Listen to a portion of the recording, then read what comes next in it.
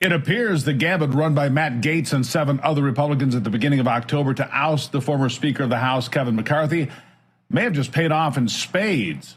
I can tell you that Gaetz will win his district in a landslide in 2024 because what he got in return for his unprecedented move to dump McCarthy is a conservative Christian who opposes the war in Ukraine, supports Israel, and believes the needs of ordinary Americans, you and I, must be the #1 priority for those serving in Congress.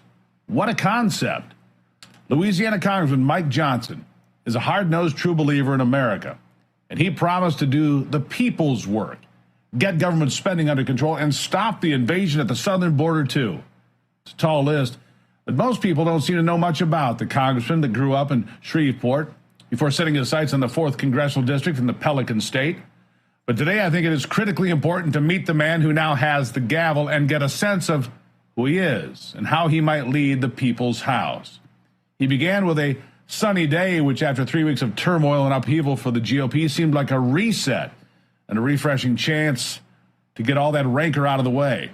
And the new Speaker of the House stood in front of the Capitol after getting the unanimous support of Republicans to become the 56th Speaker, and here is part of what he said. You heard it here on this program yesterday. Here's a review.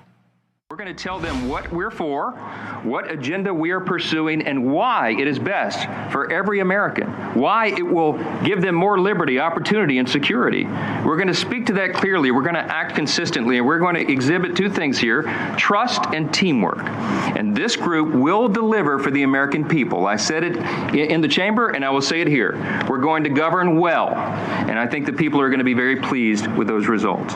We're so grateful. I'm so grateful and so humbled to have gotten a unanimous vote on the floor by all of my colleagues here.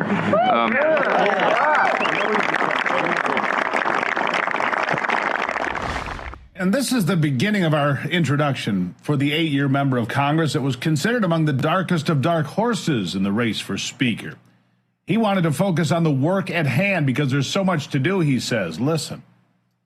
We went through a lot to get here, but we are ready to govern, and that will begin right away. You've all heard me talk a lot today, and I'm not going to belabor the point because the sun is bright and it's too warm for the fall. But I'll say this. We're going to dispense with all the usual ceremonies and celebrations that traditionally follow a new speakership because we have no time for either one.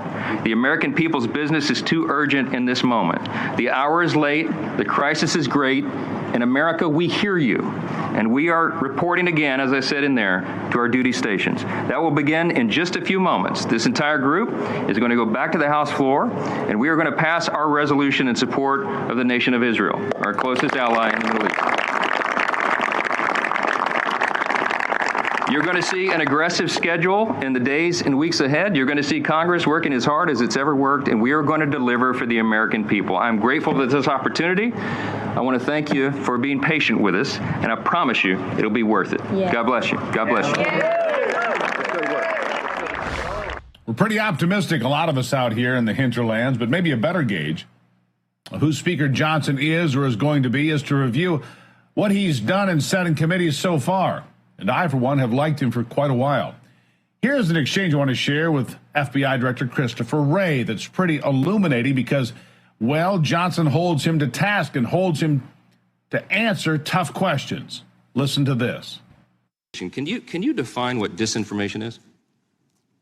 What I can tell you is that our focus is not on disinformation, broadly speaking. Well, wait a minute. Yes, it is. Wait a minute. Can I answer the question? You can in a minute. Your star witness said in the litigation, Elvis Chan, who's in charge of this, said they do it on the basis of disinformation. We need a definition of what that is. Our focus is on malign foreign disinformation, that is, foreign hostile actors who engage in covert efforts to abuse our social media platforms, which is something that is not seriously in dispute. I have to stop you for time. That's not accurate. You need to read this court opinion because you're in charge of enforcing it. The court has found that, and Elvis Chan testified under oath in charge of this for you. He said 50%. He had a 50% success rate in having alleged election disinformation taken down or censored.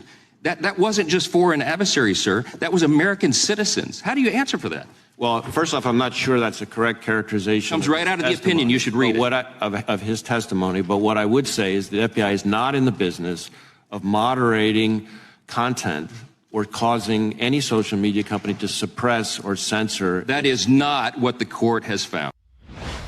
You should read it, because that is not what the court has found. Look, this guy is better than Kevin McCarthy, hands down, and significantly better than Tom Emmer, who went down in flames earlier this week. And he might prove to be better than Jim Jordan, too, who gave up after 3 attempts. And I say that because Johnson is a conservative Christian who believes in what America is, what America can be, and frankly, what America should be.